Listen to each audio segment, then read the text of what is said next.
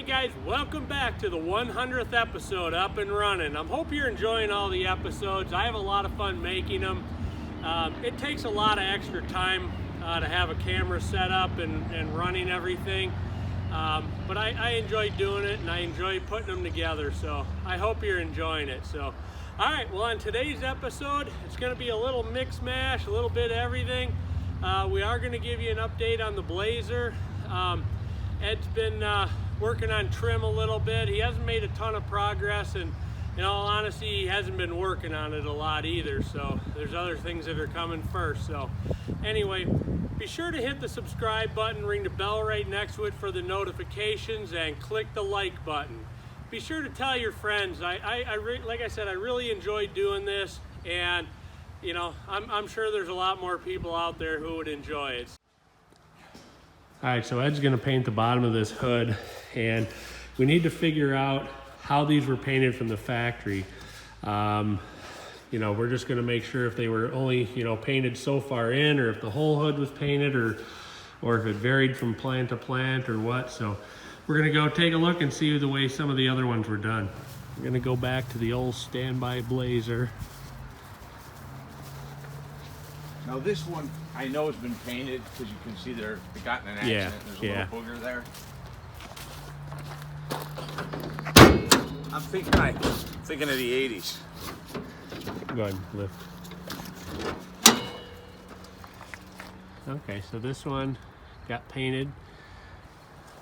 That color. It's got that hole too out into that the we were hood. talking about. Yeah. This one's gone obviously because of the ding. Let's look at this one here real quick.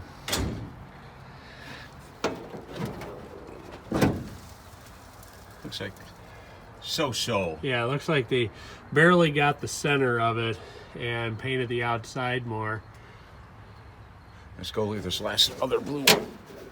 All right, we're gonna go check this one out.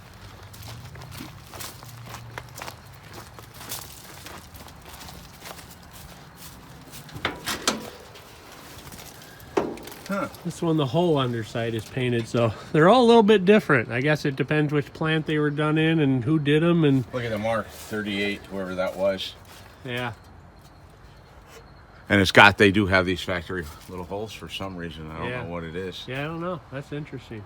So what I'll do is I'll just go a little further in because my... Now, is that some insulator tabs or what? Yeah. I oiled that Chevy one. Yeah. And it just is butter. Yeah. So I got to do this one. That's the way they were when they were new. I remember that. So I guess we'll go do that one. We'll paint the bottom. All right, I wasn't able to get this film, but Ed painted the bottom side of the hood, so that looks awesome. So now we can go ahead and put a little bit more together on the Blazer. Looks just like the way the factory would have done it.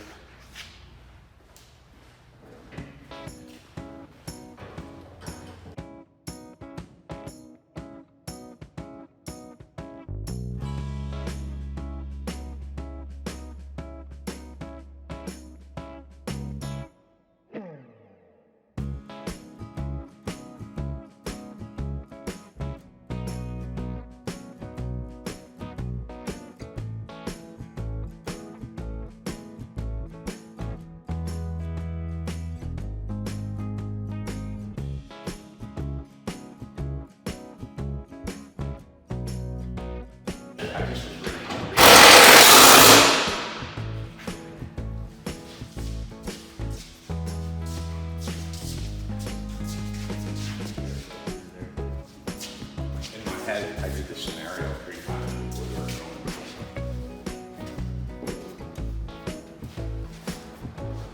Good. Yeah. Oh,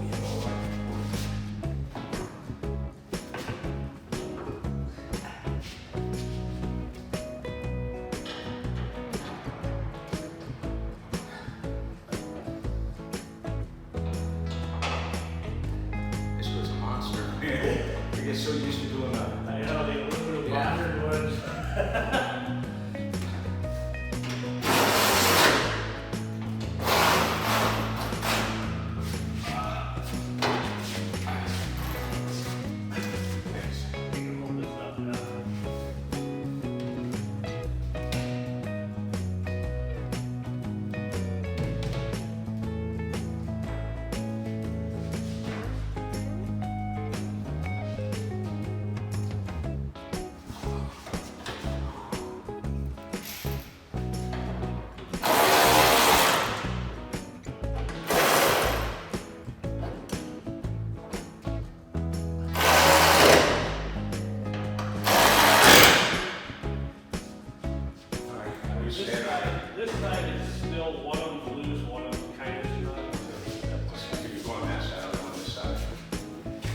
Ready?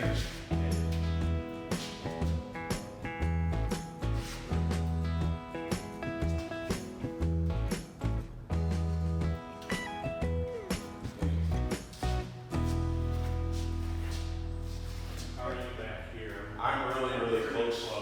Yeah. You're close too? Yeah, I'm really close.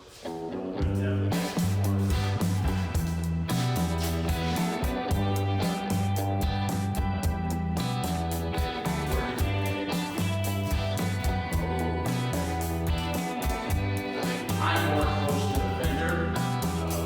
I'm not close. You know, this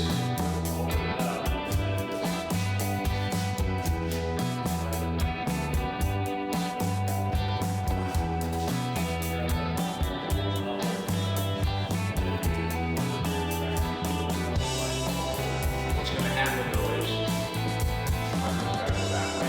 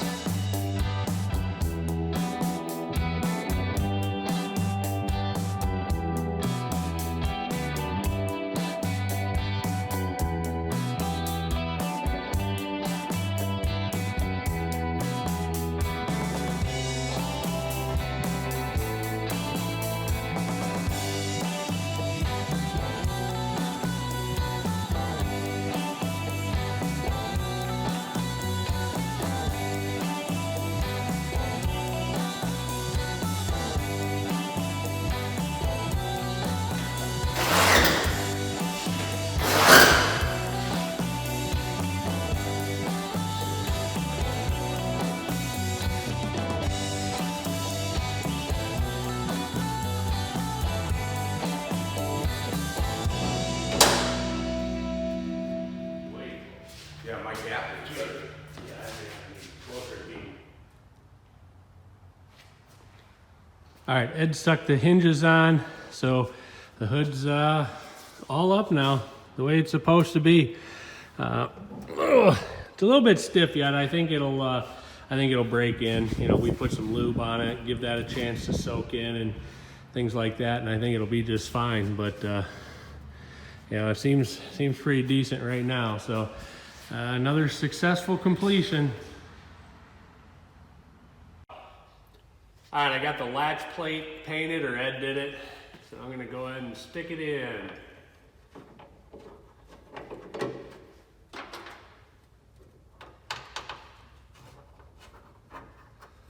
This is what holds the hood down into the core support.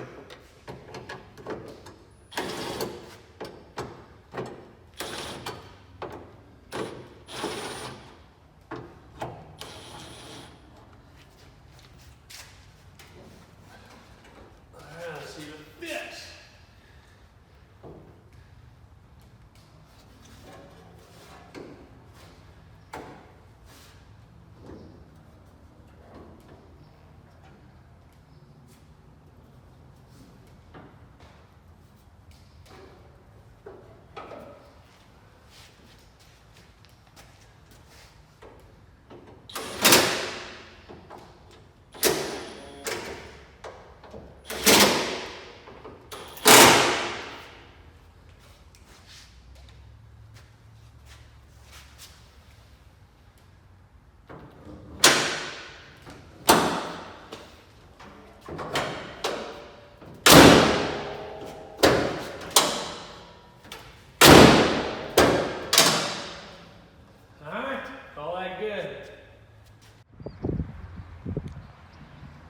I noticed when I rolled in here this morning, there's another Blazer out here. This one looks to be like a 76. It's definitely newer than 75 because it's not a full convertible. Looks pretty solid.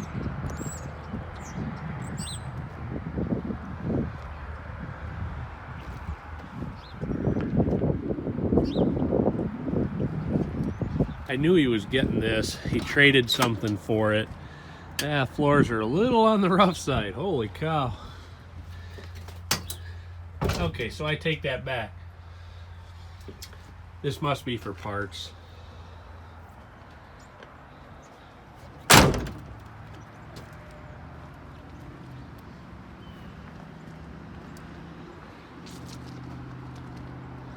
Looks like the hood's pretty good from what I can see.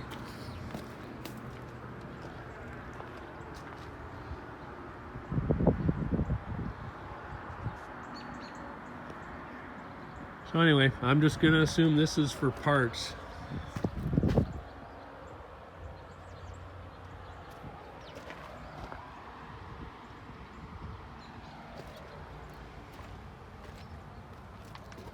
Yeah, the more I look at this, there's rust everywhere on it.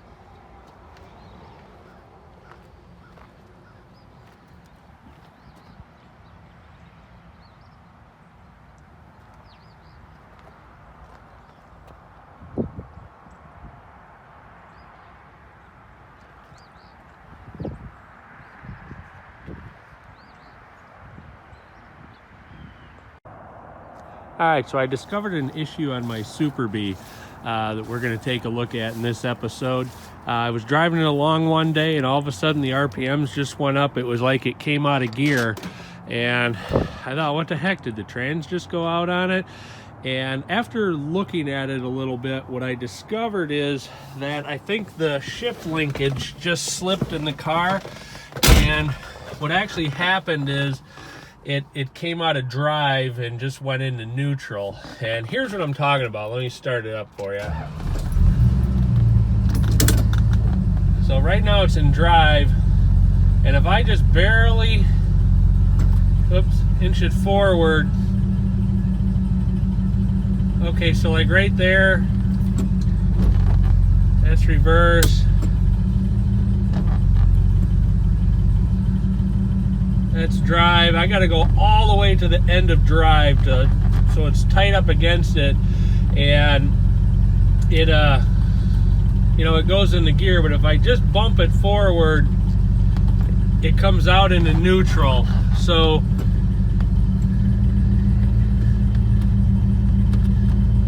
and actually sometimes if I even am in neutral and I push it forward, it actually goes into reverse. It didn't do it right now, but it's like right on the edge of it,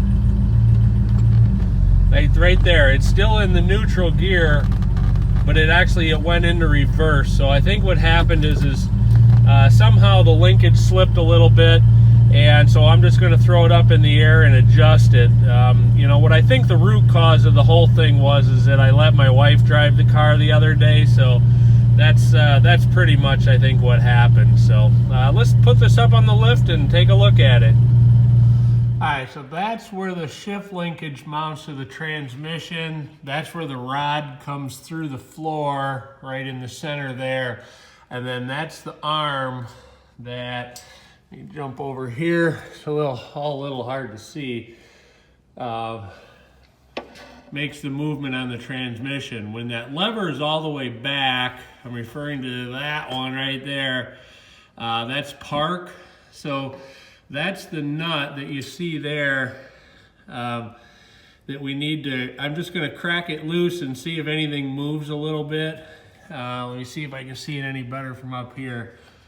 But there you can kind of see it, the rod's coming through it kind of in the center. So that's the adjustment that I need to make. I'm going to try to pull the rod forward just slightly, and that should help our issue. So let me see if I can do that.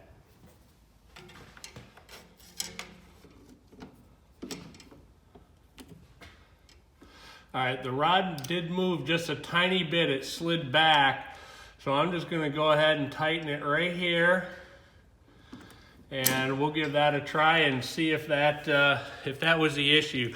I'm suspecting that's all it is just that move just slightly. It's just a, bolt with a, that pushes up against the rod. So it's not the best connection in the world. So anyway, let's see if that fixed it. All right, I left the car up off the ground just a little bit. That way I can see if the tires are turning. So let's go inside the car and see if this helped.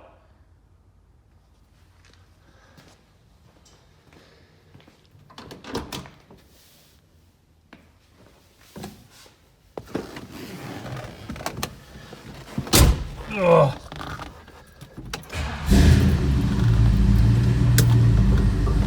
All right, it went into reverse. It went into neutral. It went into drive, and it felt like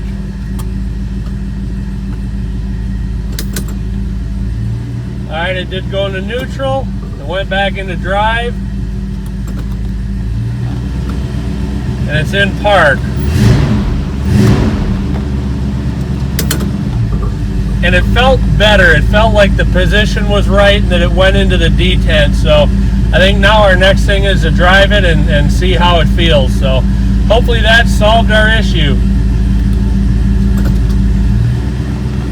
One more time. Alright, reverse, neutral, drive. It all felt pretty good. That's park. Alright, awesome.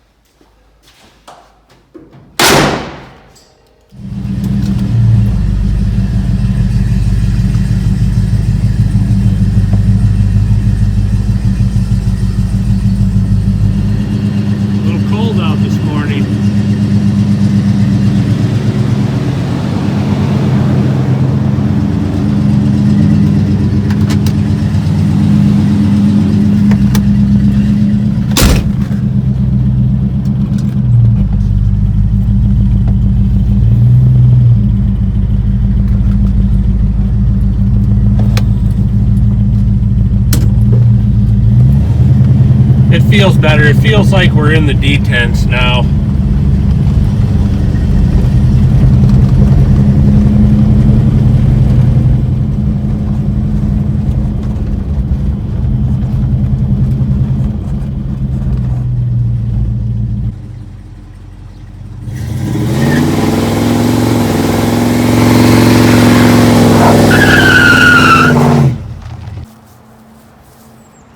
Guys, I figured I'd tell you a little bit about what actually goes into doing these episodes. Basically, you know, every shot you have to like set it up, think about it, think about what you're doing. Sometimes you put a bolt back in, take it back out again because the shot you took didn't work very well. I know there's a lot of waiting. I'm constantly going, hold on, Ed, I got to turn the camera on, and he stands there and I run over, turn the camera on. I've got a little remote for it now, so that's a lot better. But you know, then when you get done, you have hours and hours of footage, and you have to go back and look through it all, figure out what you're gonna, you know, use in the show. You know, mark down what files you're gonna use. You know, things like that. And then the average episode probably takes anywhere between 2 and 4 hours to put together. So it's not something that happens quick. But in the end, you know, I try to, you know, make them as good as I can. I'm by no means an expert at this or anything else for that matter. But so I hope you enjoy it, and keep watching. Tell your friends. I did a clip on what it takes to put these together, and a great example, and I intentionally left this in there, but if you look, the car is off center in the shot. And really, I should have reshot the whole thing. So if you look at what I was just saying, there's a lot more space behind the car than there is on the front of the car. The way my camera mounts, it's sometimes a little hard to see that, but that's a classic example of, you know, the stuff you have to reshoot, and it takes a lot of time. So again, I hope you enjoy the episodes.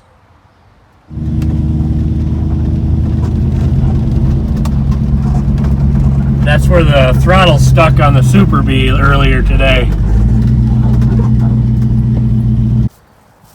Alright guys, that's going to wrap it up for the 100th episode of Up and Running. Thanks for watching. I hope you enjoyed it. Be sure to come back next time. Who knows what we'll work on? I never know. Thanks for watching.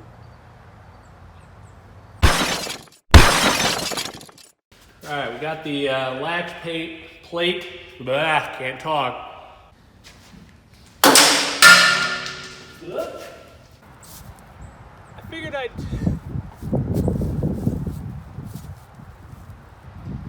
Does this look weird leaning on the car like this?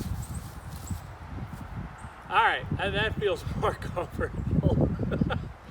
a couple of the hoods on these trucks to see how the underside was painted. Nope, got a rock in my shoe. There we go. All right, guys, I did a little clip on, you know, what it all takes to